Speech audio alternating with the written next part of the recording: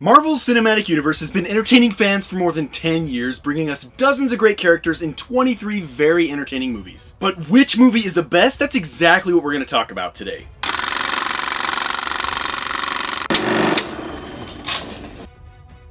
Now that Marvel has released Spider-Man Far From Home, the final movie in MCU's Phase 3, it seems like a great opportunity to take a look back and try to figure out which MCU movie is the best. But before I begin my ranking, I'd love to hear your thoughts or see how you would rank the MCU, so go ahead and drop your rankings in the comments down below and let's discuss. And in an effort to keep this video from being over an hour long, I'm only going to give a few points for each ranking and there will be some spoilers. So here we go. Now let's kick it off with my least favorite MCU film. Coming in at number 23, Iron Man 3. Now, I consider this to be the weakest link. The Mandarin is by far the worst villain in the entire MCU, and the movie does very little to move the franchise forward.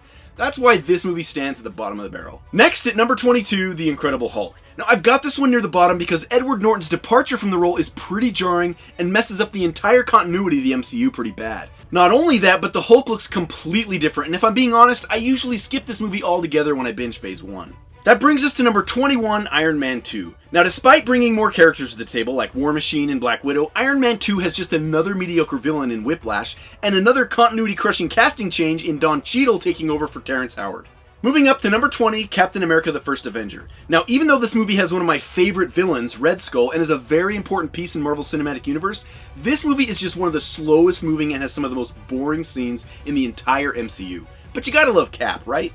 At number 19, Guardians of the Galaxy Volume 2. Now, it's a pretty solid sequel that expands on the already vibrant Guardians universe. It's fun to see these characters on yet another crazy adventure, but in the end, the movie is not even close to being as good as the first Guardians. It's a shame, too. Moving on to number 18, Thor. Now, just like Cap's first movie, this one is a very important piece in establishing the MCU. But this one is also very slow and has a whole lot of boring parts.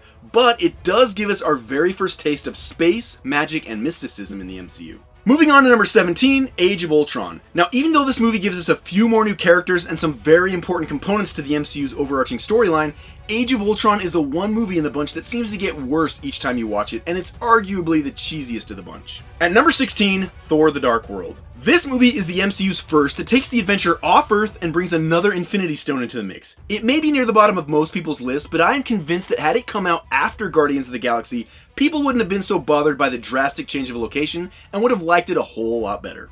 For number 15, Captain Marvel. This movie introduces us to the newest Avenger and is also the first MCU film with a true female lead, and it's all buttered up with plenty of head-nodding nostalgia. Brie Larson is perfectly cast, and it's a lot of fun to follow a decades younger version of Nick Fury around. But the action and story isn't impactful enough to stand out in this giant film library. At number 14, Ant-Man and the Wasp. Now, even though this movie was the first film to be released in the aftermath of Infinity War, it still manages to move Scott Lang's story forward and delivers big on the humor. We also learn some very vital information about the quantum realm, which becomes a very important plot device in the films that follow. At number 13, Ant-Man. Now, this movie genuinely surprised me when it came out. It has some of the best comedy of any Marvel Studios film and some of the most creative and original action sequences. But it suffers from Marvel's bad habit of pitting a hero with an enemy that has pretty much the exact same abilities. At number 12, Black Panther. It's one of the most successful at the box office and socially impactful of all the movies. Black Panther opens the door to yet another world that we've not yet seen and brings us one of the greatest villains the MCU has produced to date,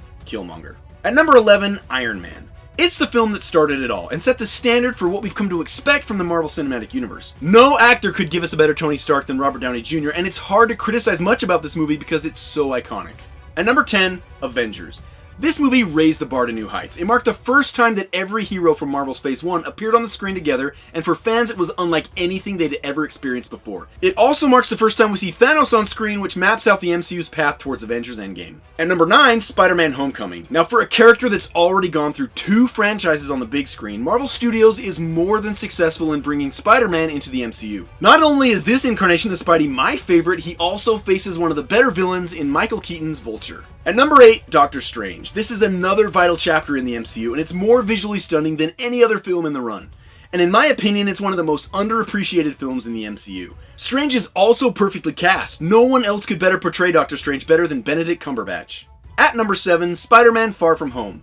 In what is the final installment of Phase 3, Far From Home is not only the best Spider-Man movie yet, but it's easily one of the most satisfying and fun films that Marvel has yet to release so far, while at the same time opening up the door to a completely new path for the future of the MCU. It's full of incredible action and some of the biggest twists the cinematic universe has ever seen. At number 6, Captain America Civil War. In Civil War, we see just about all of our favorite heroes face off in what I consider to be the second greatest fight sequence in the entire MCU. It also introduces two of the most important characters in Phase 3, Black Panther and Spider-Man. Now at number 5, Guardians of the Galaxy. The MCU reaches a new level of science fiction and comedy thanks to writer-director James Gunn. In another important chapter, this ragtag group of morons are some of the most lovable characters in all of these movies. And they take us on one of the most thrilling and unexpected adventures in the MCU. At number 4, Thor Ragnarok. Now I may be a bit biased because Thor is my favorite Avenger, he's also the strongest Avenger, but Thor Ragnarok took what was already great about Asgard and Thor and turned it on its head, making it feel less Shakespearean and more like Guardians of the Galaxy. This is hands down the funniest MCU film and has some of the biggest action sequences of all the movies. That brings us to number 3, Captain America Winter Soldier. Marvel goes political thriller in this one that completely changes the MCU landscape when S.H.I.E.L.D. is dissolved. This one has some of the most exhilarating and suspenseful scenes in all of the MCU. We're also introduced to Falcon and Bucky Barnes as one of the most intimidating MCU villains, the Winter Soldier.